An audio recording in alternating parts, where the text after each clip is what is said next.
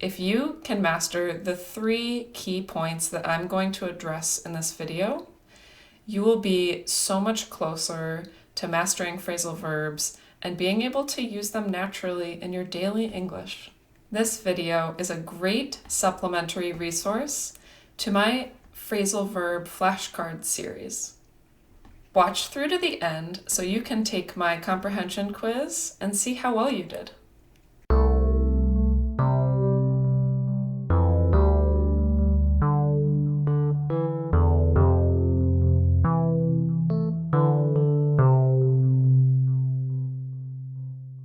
Welcome back to Indiana's English Lounge. Before we get started, we should define what exactly a phrasal verb is. Here is an example of a phrasal verb. To throw out. You might recognize the verb throw, as in throw me the ball. But we also have the word out here. Adding this word out is what makes this a phrasal verb. Phrasal verbs take a verb and change its meaning by adding another word or two. These added words are usually prepositions or adverbs. These are words like in, at, on, up, down, and so on. You can learn more about parts of speech like adverbs and prepositions in this video. So when you add these words to the original verb, you get a whole new verb. The meaning changes. So while throw means to toss or hurl something, throw out actually means to get rid of, to discard, to put in the garbage. Sometimes the meaning of a phrasal verb is clearly connected to the original meaning of the verb and the meaning of the adverb or preposition that is attached to it. Like if you think about throw out, it kind of makes sense. You're throwing your garbage, the thing you don't want, into the garbage can, putting it out on the street. It kind of makes sense. Another example of one that makes sense is to turn down. This means to lower something like volume. So if you imagine turning the knob of your volume in a downward direction, it makes sense. You're lowering it. You're turning down the volume. However, other phrasal verbs make totally new concepts out of the individual words they're made up of. Think about to put up with. This means to deal with or to endure something. It has nothing to do with putting or up, right? But that's what it means. Okay, now that we understand just what a phrasal verb is, let's move on to those 3 key facts I mentioned before that will help you master phrasal verbs. Number 1 is, just like regular verbs, some phrasal verbs are transitive and others are intransitive.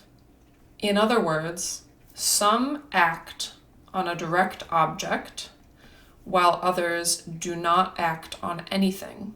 They don't act on an object. For example, when you say, I sleep, you're not sleeping something.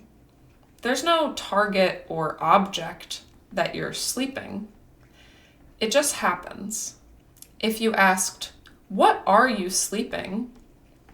There's no answer. It doesn't really make sense.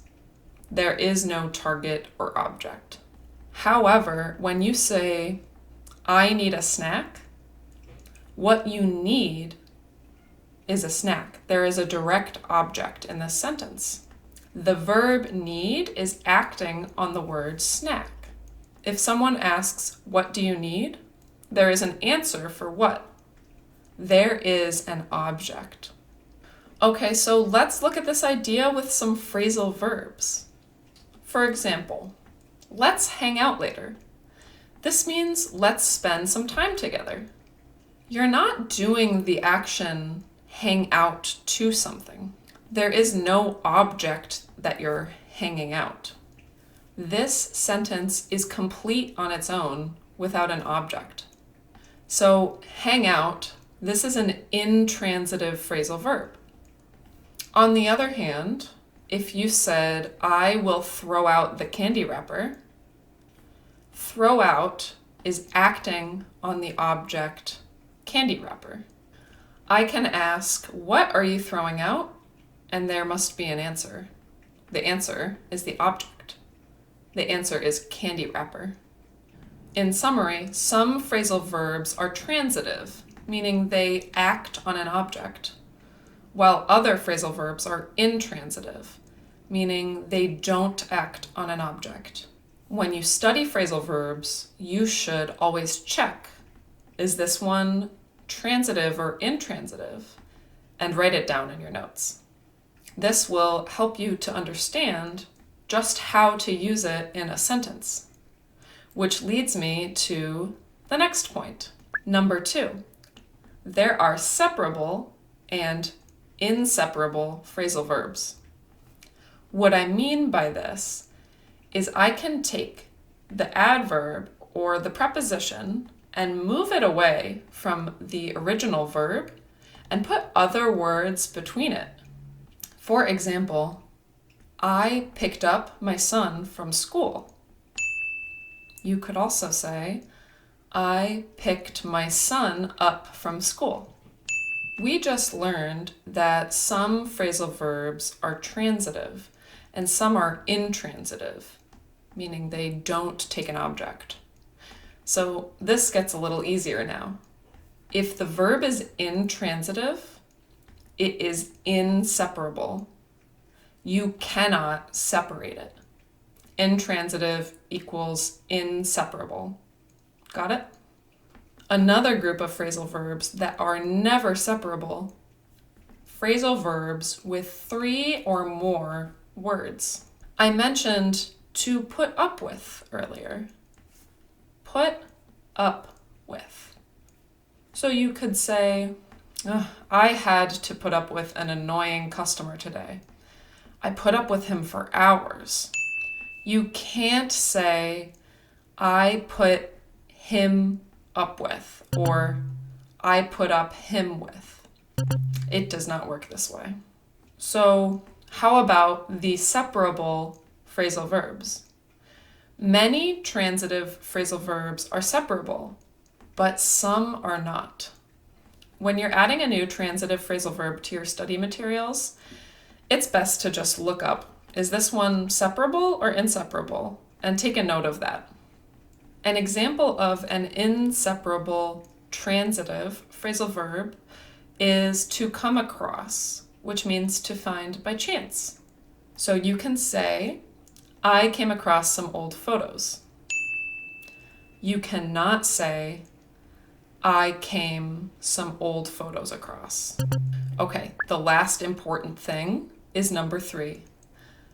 You can only use pronouns with separable phrasal verbs if you separate the verb from the adverb or the preposition.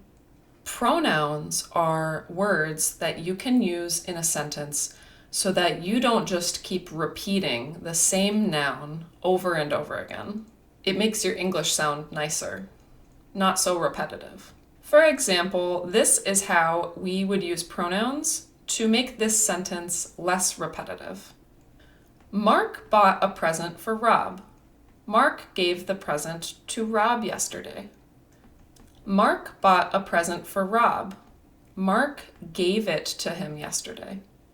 So when we use a separable phrasal verb and a pronoun, you have to put that pronoun in between.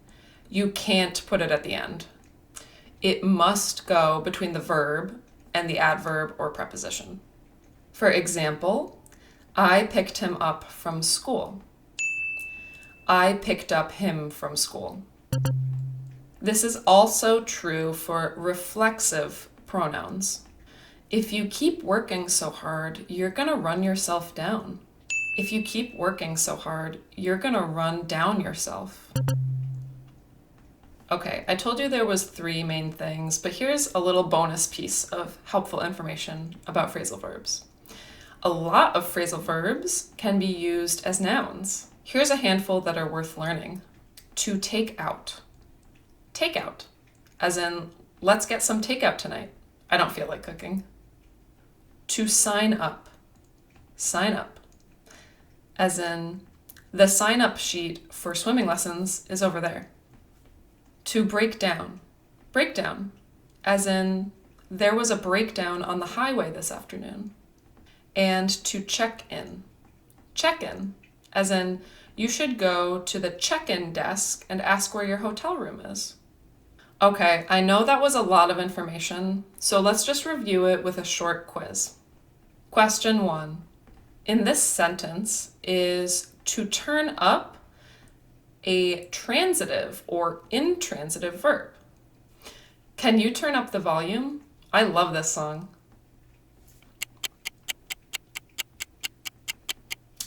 It's transitive. Turn up is acting on the direct object, volume. Question 2. Is this phrasal verb separable? To come up with.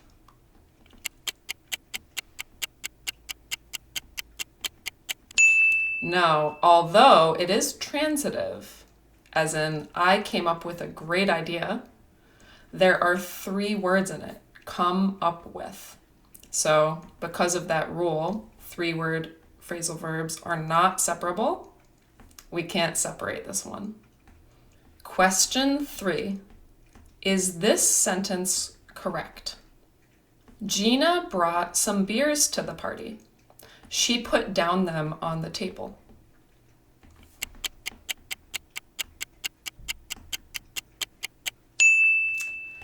It is not correct. The direct object pronoun them needs to be placed between put and down. She put them down on the table. I seriously use phrasal verbs every single day of my life. Although they're a little bit difficult, they are essential for making your English sound interesting and natural. If you enjoyed this video, please like it and subscribe to my channel for more. If you're feeling confident and ready to start adding some of these phrasal verbs to your everyday English, why not check out my phrasal verb flashcard series? I hope to see you there. Good luck with your studies today.